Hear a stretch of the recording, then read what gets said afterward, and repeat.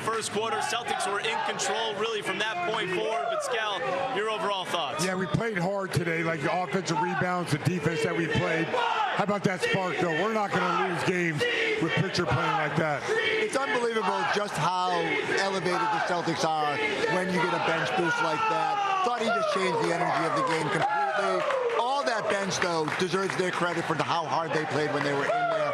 I love everything about this Celtics win. We're just staying here forever. We're doing it every game now, Giles. Well, we are in Treehouse, Greater Boston here in Tewksbury, and we've had a phenomenal night. But getting further into Payton Pritchard, just at what point do you know, all right, this is going to be a game where he can take over and he can carry much of the load the way he did tonight? And by the way, let's check out some of those highlights presented by TD Bank of the Boston Celtics, member FDIC, TD Bank NA. Just played with force, right? Made quick decisions. You knew he was an aggressive mindset. I said it at halftime. Remember when he came off the bench and he would look in the score? He was scoring like 26 every single night. It was that Payton Pritchard, and we're going to need that. It's got to be more than just Tatum and Brown for us to win a championship. It could be different guys on different nights, but with Payton Pritchard playing like this, it does seem to make us unbeatable. Remember, we only have to win 4 out of 7 games. We need more of these games from Pritchard. You know, when I went back and watched game 2, I was just struck. Like, it didn't seem like he was driving the ball. Even when he did get to the basket, he wasn't kind of muscling and creating space the way that he normally does. Tonight felt much more like the prototypical Pritchard night. And you throw in a buzzer beater as well, and all of a sudden off you go. So if you get this version of Pritchard or anything close to it, the Celtics are untouchable. Yeah, you kind of looked at the box score too when they had that 34-18 lead at the end of the first quarter. And it was Payton Pritchard, right? Jayson Tatum, Jaylen Brown were kind of felt like at that point letting the game come to them. And Scally talked about the assists before the game. You saw Jayson Tatum put up 10 assists, 11 assists in this one. So they were distributing the ball, but they were finding the open guy, and Pritchard happened to be that guy. Yeah, in the first half, that ball was popping everywhere. But also remember the offensive rebounds. You can't discredit that. Extra possession. Remember, Philly had none. If Joe's always talking about the shot margin, Celtics won the shot margin today. They dominated in the first half, and that carried through to the second. Okay, and as a result, the Celtics with a 3-1 series lead in this one. Joel Embiid obviously made his return.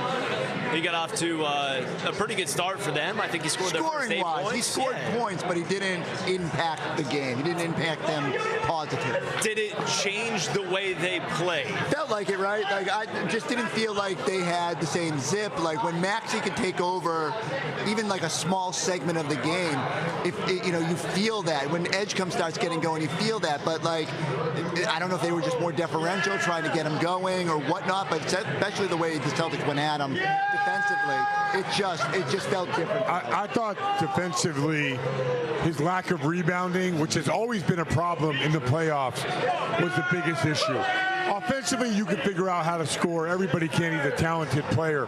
But defensively, and our offensive rebounds, that was the differentiator. And when he was in the game, it just felt like he was a step slow. Remember, you can work on your game. You can shoot. You can do whatever.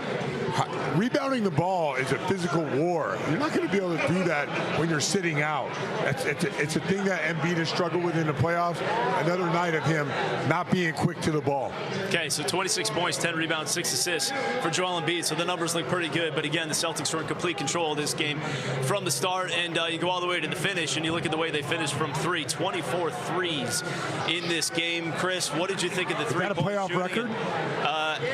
It was a franchise, but not quite the NBA record. Gotcha. NBA record's 25. Chris, what did you think? Still, we fretted the way the Celtics had so many good looks the other night and didn't knock them down. And then tonight, when you get, whether it's Pritchard activated or everyone is just making those threes, it's just a different team. And so I like the shots they got when the Celtics are knocking down their threes. And if they go 20+ threes, I don't know how teams hang with them offensively. And I think we knew that the Sixers just don't have enough offensive overall to compete with a team like that. Yeah, but also 20+ threes, a lot of those are 3 offensive rebounds, another 3. We had 4 on one play. So we'll take those shots. You want attempts, but the margins are important. So I think this game, it's great that guys stepped up and made shots, and that's what we want, and the ball movement. But rebounding is the name of the game. If you rebound at a high clip, you have a really high percentage chance of winning that game. And look, what a luxury when Tatum has like a quiet first half by his standards, and then he has a spurt in the third quarter where he just dominates. I mean, that's such a luxury. Jayson Tatum finishing with 30 points, so him and Jaylen Brown combined for 50 in this game. Speaking of Jaylen Brown, he's standing by with Abby Chin back in Philadelphia. Jaylen, when did you find out that Joel Embiid was going to play, and what impact did that have? Probably about 45 minutes before the game. Didn't have any impact. We just wanted to come out and do what we've been doing, play a little bit faster, and get to our spots. You certainly did that. Pritchard carried this team in that first half. How would you describe, I know he's your guy, his performance tonight? Big-time performance, big-time player. You know, Peyton's been doing that all season long. If you don't pay attention to him, he could light you up. So kudos to him. But, like, that's the type of performance we needed from our teammates. Big guys, everybody stepped up in the first half, and it helped propel us to victory. And then you and Jayson got going in the third. What started that for you? Just finding some rhythm. You know, didn't have my legs, my explosion. Just nursing my ankle a little bit, but we were able to find some spots, find some wiggle room, and knock down some shots. Did you guys hear the "We Want Boston" chants from all the Celtics fans in here? How could you not? How could you not? You know, Celtics fans, we travel well, so you know, we got another win to kind of finish this thing up back at home. So make sure everybody show up. Jaylen, thank you. Congrats. Thank you.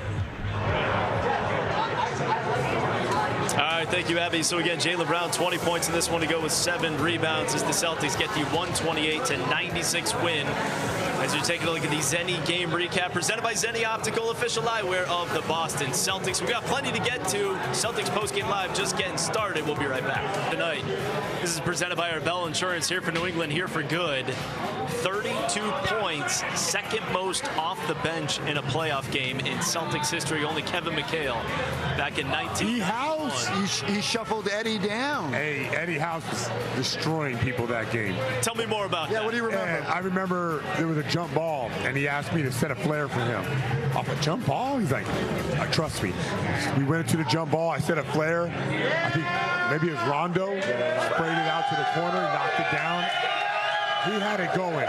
Every play we ran was like, just find Eddie. And as a result, he had 31 in that one. Of course, you guys went on to win the title. And back here on Celtics Postgame Live, Celtics with a 3-1 series lead, which is why you hear all the fans here at Treehouse Greater Boston chanting Season 5.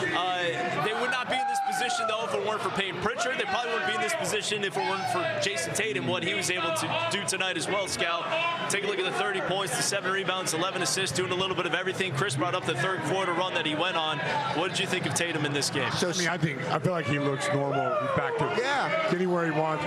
Maybe after, when he's driving, getting to his spots, knocking down shots, you know, I feel like he's back. He doesn't have to force anything, and he could go back to dominating again. And that's hopefully we see more of that throughout the playoffs, so we're going to need it.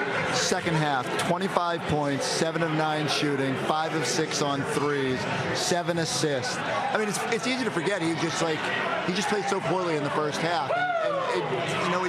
The ability to be able to flush a bad half and be that impactful in the second half is remarkable to me. And he was you could just tell. I don't know if there's something about the Sixers that just energizes him a little bit. I guess he does it to everybody, but man, when he gets hot, look at that swagger. And when the three-point shot is falling, different level. Yeah, 5 of 10 from 3 in this game. If anything, you went back to the first 2 games in this series where he was kind of struggling maybe to find that rhythm, to find that shot from the outside, but 5 of 10 from 3 in this one. And there is something about maybe playing in Philadelphia. Remember that Game 6 going back a few years ago? I'm telling you, when a team passes on you in the draft, you don't forget about it. Okay. Tatum might just have a little something extra when he sees that's not really fair. Why? Danny swindled him. They did get swindled by Danny Ainge. He can still use it, though, if he wants to. Oh, man, I guess so. You're right. You're right. Pro athletes, we always find motivation. I guarantee he doesn't think about that. You don't? Ever. Oh, I bet he does. You know what? I'm going to ask him. NBA players are super petty. No, I don't think Tatum is like, I can't believe Philly passed up on me. Oh, I think you're wrong. All right. We'll bet a treehouse beer on it. I got a year's supply. I won the contest, so we'll bet as much as you want. By the way, someone already lost a bet because these are still full, and I think they would have bet that they would have been gone by the time this game ended tonight. I don't know where Forsberg went during the game. It disappeared. Let's go back to the first quarter, where the Celtics took really control of this game. Again, we talked about Joel Embiid off the jump, how he kind of got things going for Philadelphia, but the Celtics responded, and you saw the 22-5 run, which led to them being up by 16, and they never really looked back. Chris, what did you like most about that? Like early on, it felt a little jagged, right? Like Embiid got his points, but halfway through the first quarter, it was what, 9-8, and just didn't feel like the Celtics had much rhythm at that point. And then the bench starts rolling in, and whether it was Pritchard doing what he's doing or just guys elevating the energy level, felt like that's when the things really just kind of started to launch. Credit to Vooch for coming in. Again, Keita, another game where he has a little bit of foul trouble, but Peyton lighting the fuse. All of a sudden, man, Celtics just took off from there. And I thought we moved the ball well. Like, it wasn't just a one-man show. I thought we found the hot hand, found the mismatches, found the open guy. Okay, and as a result, again, the Celtics were up by 16 at that point. We're able to edge Philadelphia in the second quarter to ride a near 20-point lead going into the break. That buzzer beater was wild. I know we're just like trained that he does. This is what he does. Just crazy. They're back-breaking plays for opposing teams. To watch Peyton Pritchard, who you know is going to go up with it in the final second, and he just floats it in. Well, to that point, wasn't there a moment, or didn't you feel like it reached a point in the regular season where teams were taking that away, where they knew that the Celtics wanted to go to Peyton Pritchard to take that shot? So how does he get open enough to take that? They did trap him at half court with two guys. He just broke the trap. I mean, he's not an easy guy to trap. It's Peyton Pritchard. And ever since the grenade he caught and shot and made, he's been great. I mean, like, look at his mentality today. And we're gonna need that. It's not. We can't just have it this game after he has a goose egg and 2, right? We're going to need Peyton Pritchard to be more aggressive. He don't have to score 30 every night, but he has to be aggressive. We need scoring, and we need to take the pressure off of Tatum and Brown. Okay. Meanwhile, let's go to Joe Mazzulla and find out what he has to say about this win in Philadelphia tonight. The Celtics and the coaches' press conference is presented by Amica Insurance, the exclusive auto, home, and life insurance partner of the Boston Celtics. Here's Joe Mazzulla back in Philly. Joe, playoff career